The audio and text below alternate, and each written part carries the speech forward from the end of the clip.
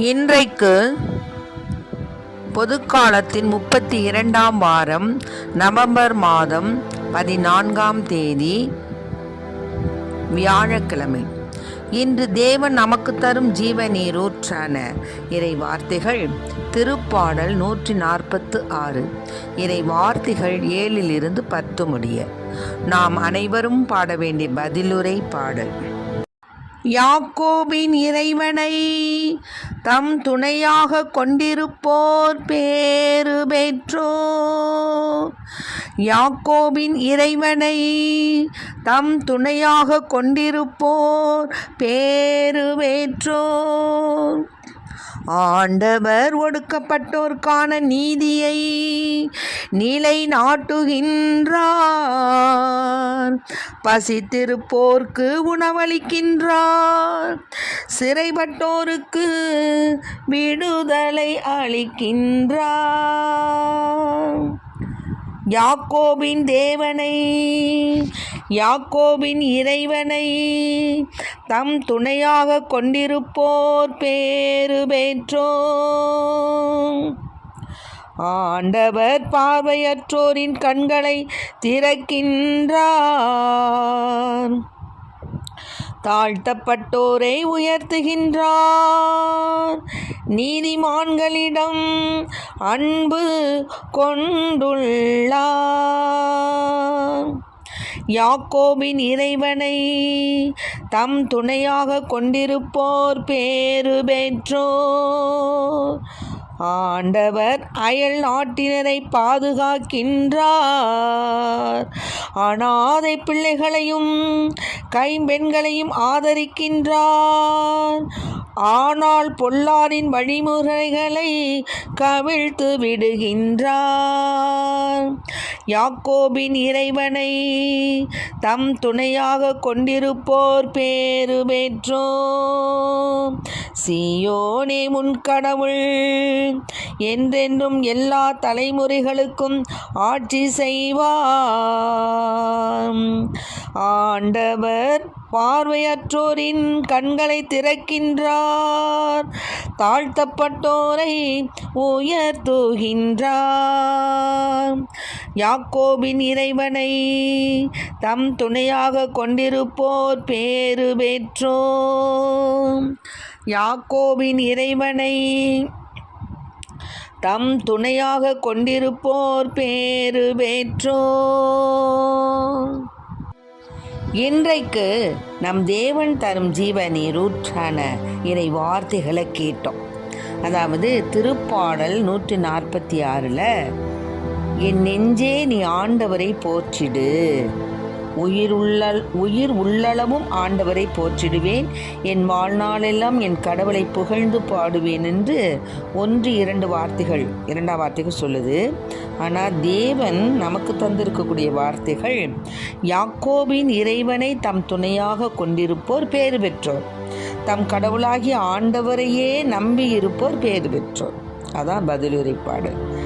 அதில் ஆண்டவர் ஒடுக்கப்பட்டோருக்கான நீதியை நிலைநாட்டுகின்றார். பசித்திருப்போருக்கு உணவளிக்கின்றார். சிறைப்பட்டோருக்கு விடுதலை அளிக்கின்றார். ஆண்டவர் ஒடுக்கப்பட்டோருக்கான நீதியை நிலைநாட்டுகின்றார். அதாவது பணத்தாலையும் மற்றும் பலவிதமான செயல்பாடுகளினால் ஒதுக்கப்பட்டு இருக்கக்கூடிய மக்கள் மீது தேவன் மிகுந்த இரக்கம் கொள்கிறார். கைம்பெண்கள் மீது இரக்கம் கொள்கிறார். ஆதரவற்றவர்கள் மீது இரக்கம் கொள்கிறார். எங்கே மனிதாபிமானம் இல்லாமல் இருக்கிறதோ அந்த இடத்துல தேவன் அன்பு கூறுகின்றார். அதுதான் விசேஷம். அதை தான் நாம் இப்போ கவனிக்கணும். மனிதாபிமானம் இல்லாத இடங்களுக்கு தேவன் அன்பு செலுத்துகிறார். அப்போ நாம் என்ன செய்யணும்? நாம் அப்படிப்பட்ட இடத்துல நம்ம அன்பு செலுத்த வேண்டும் என்பது இறைவனுடைய சித்தம். நம்முடைய உள்ளம் சொல்லுது, நம்ம செய்யணும் செய்யணும் செய்யணும் சொல்லுது. ஆனால் உடல் செய்ய மறுக்குது. சில நேரம் பார்த்திங்கன்னா நல்ல காரியங்கள் செய்வதற்கு நம்மளுடைய மனசாட்சி தூண்டும். இங்கே போகாதேன்னு சொல்லும், ஆனால் நம்ம போவோம். இதை பார்க்காதேன்னு சொல்லும், ஆனால் நம்ம பார்ப்போம். இதை செய்யாதேன்னு சொல்லும், ஆனால் செய்வோம். ஆக நம்ம உடலும் உள்ளமும் ஒத்துழைக்காது. எப்போ ஒத்துழைக்காதுன்னா ஆண்டவருடைய அந்த அன்பை சுவைக்காமல் இருக்கும்போது ஒத்துழைக்காது. ஆண்டவர் அன்பை சுவைச்சிட்டோன்னு வச்சுக்கோங்களேன், உடனே நம்ம உள்ளமும் ஒத்து போகும், நம்ம உடலும் ஒத்து போகும். அப்படி தான் புனிதர்கள்லாம் வாழ்ந்துருக்கிறாங்க. கடவுள் மீது தீராத அன்பு, தீராத காதல் கொண்டதுனால தான் அவர்கள் தன் உயிரை கூட என்ன பண்ணாங்க, துச்சமென மதித்து இறைவனுக்காக வாழ்ந்தாங்க.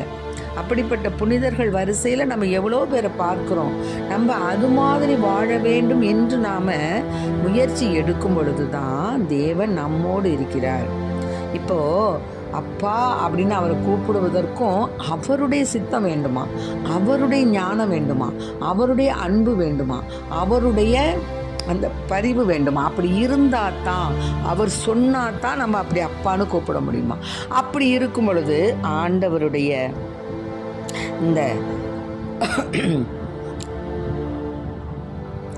இந்த யாக்கோபின் இறைவனை தம் துணையாக கொண்டிருப்போர் பேறு பெற்றோர். ஆக நம் தேவனை நாம் துணையாக கொண்டிருப்பவங்க நம்ம எப்பேற்பட்ட பேர் பெற்றவங்களாக இருப்போம் பார்த்தீங்களா.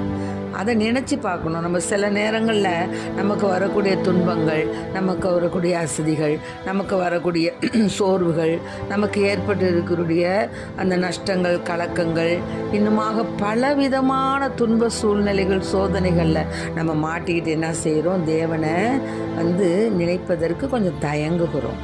அப்படி இருக்கக்கூடாது. நமக்கு என்ன நேரிட்டாலும் ஆண்டவரிடம் போய் சரணாகதி அடையணும். அப்படி போய் ஆண்டவருக்கு முன்னால் உட்கார்றது தான் நமக்கு பெருமை, நமக்கு பாதுகாப்பு. அதனால தான் இங்கே சொல்கிறாங்க பாருங்க, சீயோனே உன் கடவுள் என்றென்றும் எல்லா தலைமுறைகளுக்கும் ஆட்சி செய்கிறார். ஆமென்.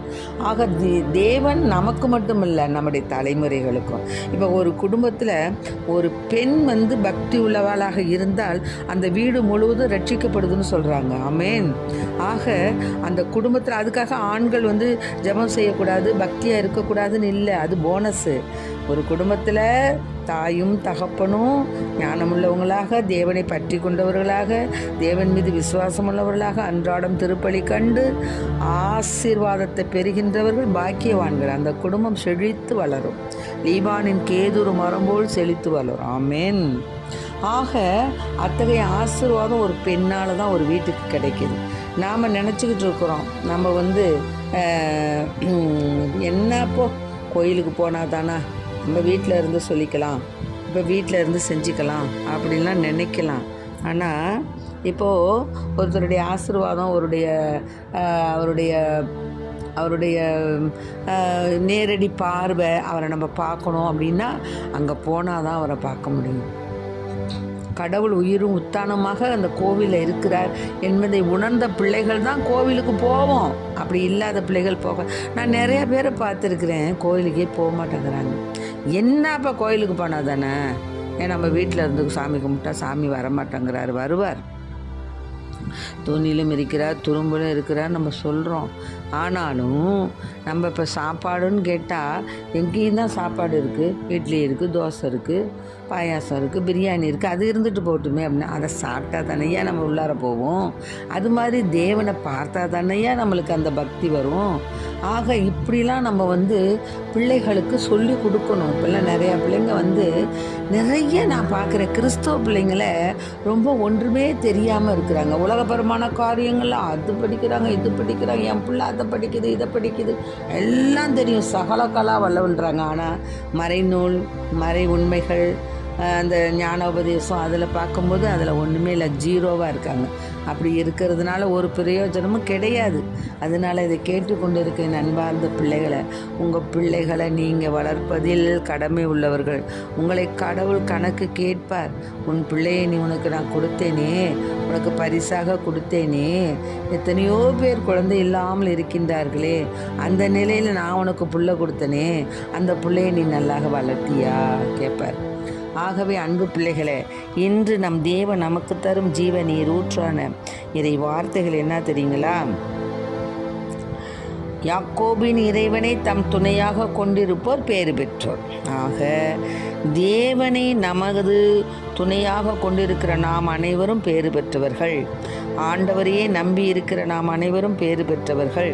அவர் நம் எல்லோரையும் பாதுகாக்கின்றார், நமக்கு நீதி வழங்குகின்றார். விண்ணையும் மண்ணையும் கடலையும் அவற்றிலுள்ள யாவற்றையும் உருவாக்கியவர், என்றென்றும் நம்பிக்கைக்கு உரியவராய் இருப்பவரும் அவரே.